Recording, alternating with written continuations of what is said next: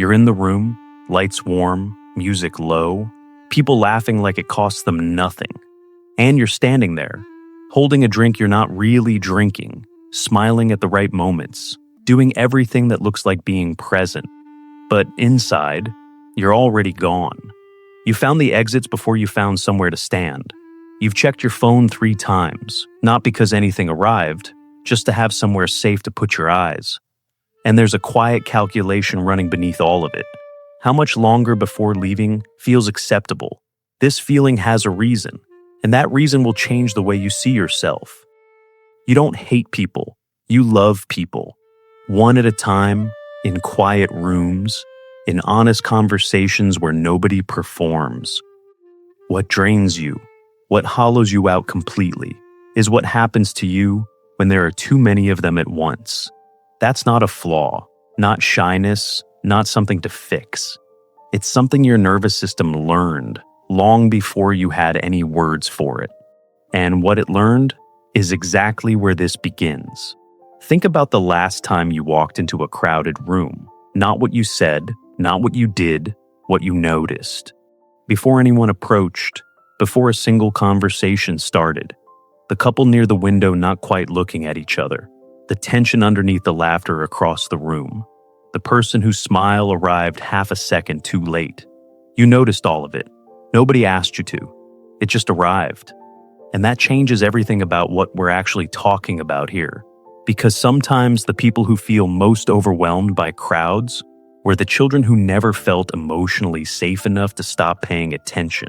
Not because something was wrong with them, because paying attention was how they stayed okay.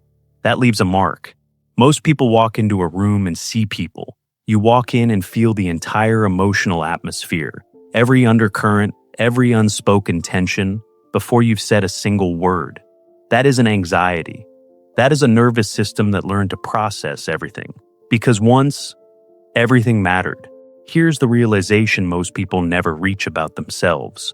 What exhausts you may not actually be people. It may be the sheer volume of emotional information your nervous system absolutely refuses to stop processing. Every face is data. Every tone shift is data. Every silence that lasts 1 second too long, data. And your nervous system collects all of it. Constantly, involuntarily, without a single moment of rest. You leave a gathering and someone asks, "Did you have fun?" And you say yes or fine. Because how do you explain that you spent 3 hours absorbing the emotional weather of an entire room and now need hours alone just to feel like yourself again? How do you explain tired when nothing visibly happened? That tiredness is real. It was always real. You weren't built to skim the surface of a room. You were built to feel the floor beneath it. But this next part, this is where most people finally begin to understand what's actually been happening inside them. It starts before you arrive, the quiet rehearsal, what you'll say, how you'll enter, what your face should look like when you do. Nobody asked you to prepare like that. You just do. Because walking in without a script feels, in some wordless, physical way, dangerous. And then you arrive. The performance begins. Not dramatically. Nobody can tell. That's how good you've become. You smile at the right moments, laugh slightly too long, just enough to fill the space before anyone notices the quiet growing inside you. You monitor your own expression in real time. Enough eye contact? Does this look natural? Then, somewhere in the middle of all of it, you reach for your phone. Not because anything arrived, just for 10 seconds of somewhere to exist that isn't the room. And your body breathes, just slightly, just enough.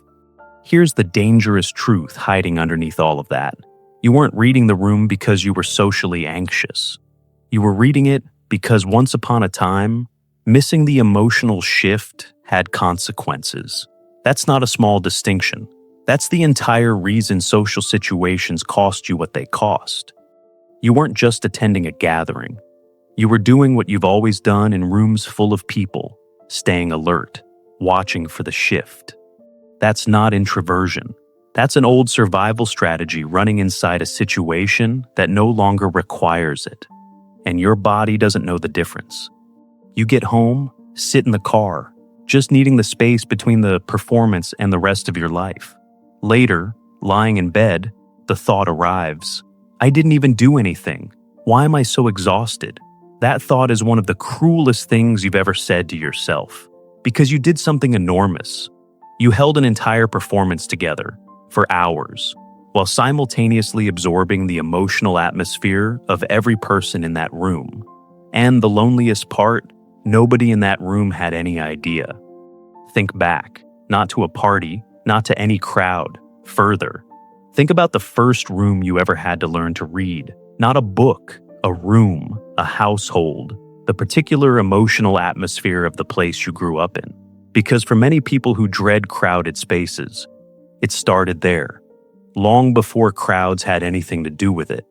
Maybe the atmosphere shifted without warning, without logic, without anything you did wrong. Maybe you learned that the way a door closed told you something, that silence at dinner was different from silence in the afternoon. So you learned to read it, young, quietly, automatically.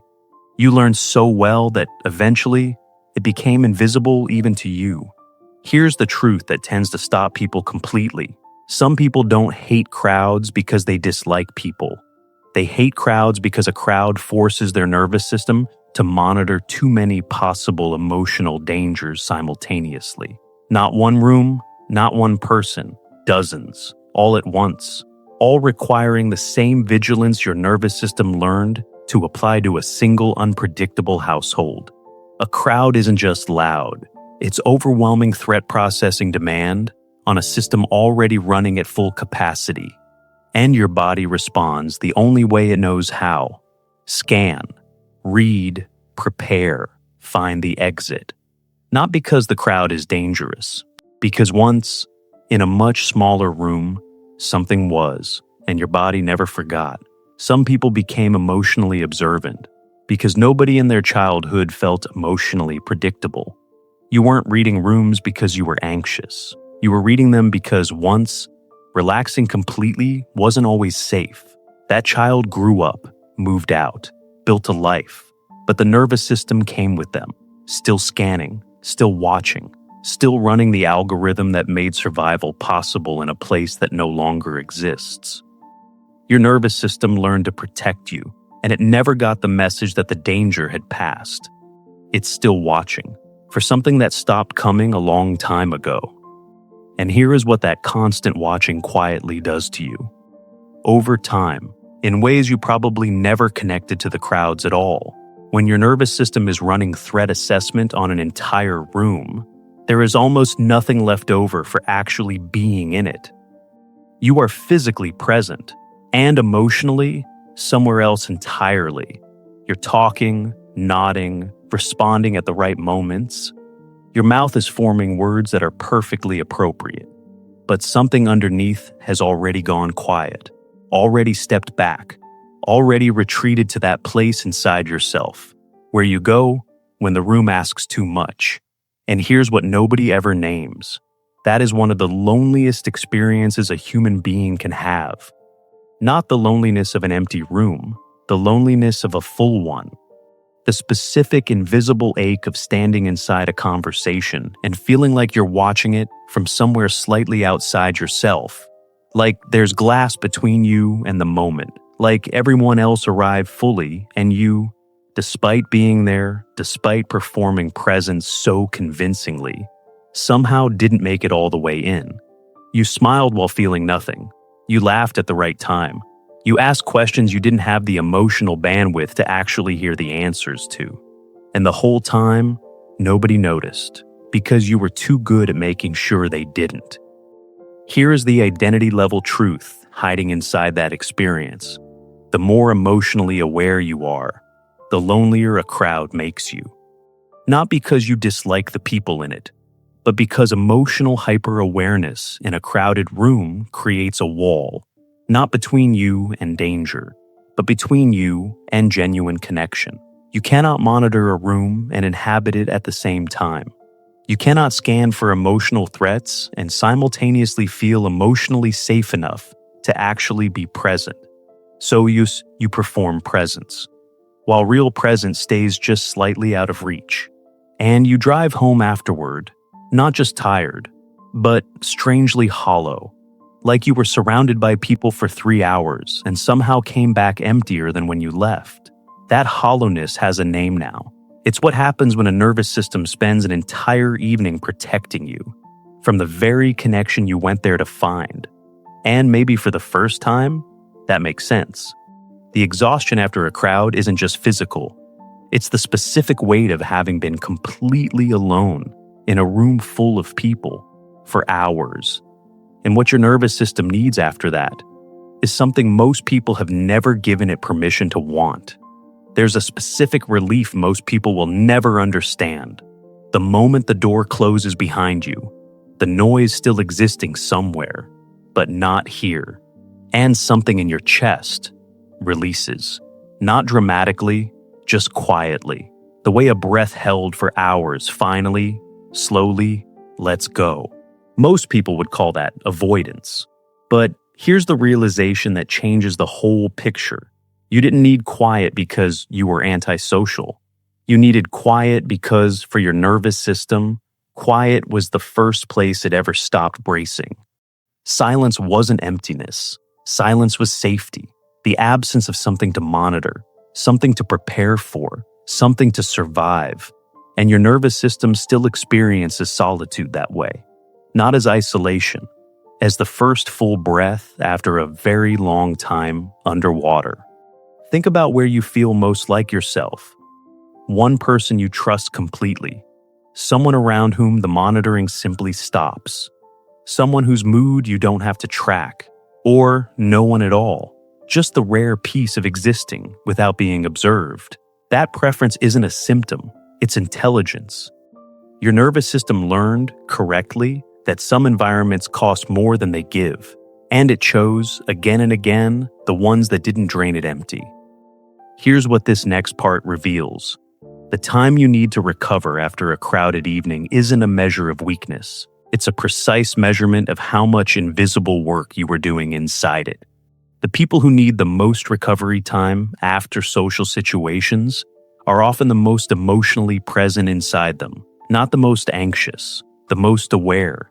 You spent years apologizing for that, leaving early and feeling guilty, needing silence and calling it a problem. But you felt more, and a nervous system that carries more, needs more time to set it down.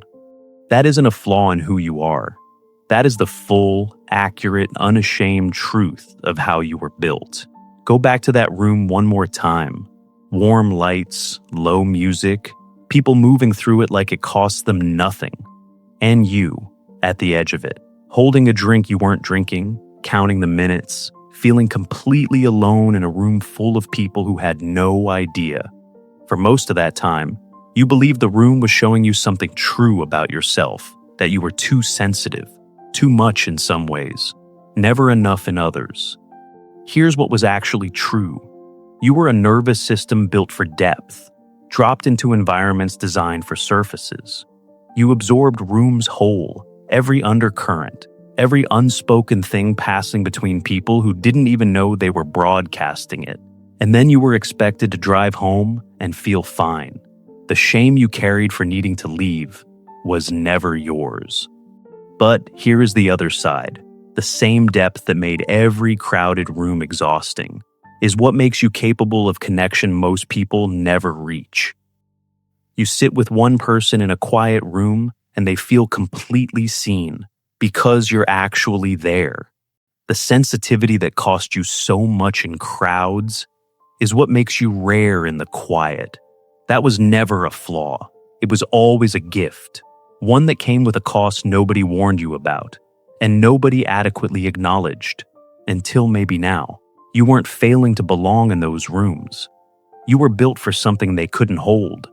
And every time you left early, every time you sat in the car and finally breathed, you weren't running away. You were finding your way back to yourself. You didn't hate the crowd. You just knew, somewhere your body understood before your mind ever could, that you were built to feel more than most rooms could hold. And if this video made you think differently about how you think, Subscribe to UNFELT. Hit the bell icon so you never miss a video. This channel exists for people who think deeply, question honestly, and want to understand their own minds more clearly. That's exactly who this was made for.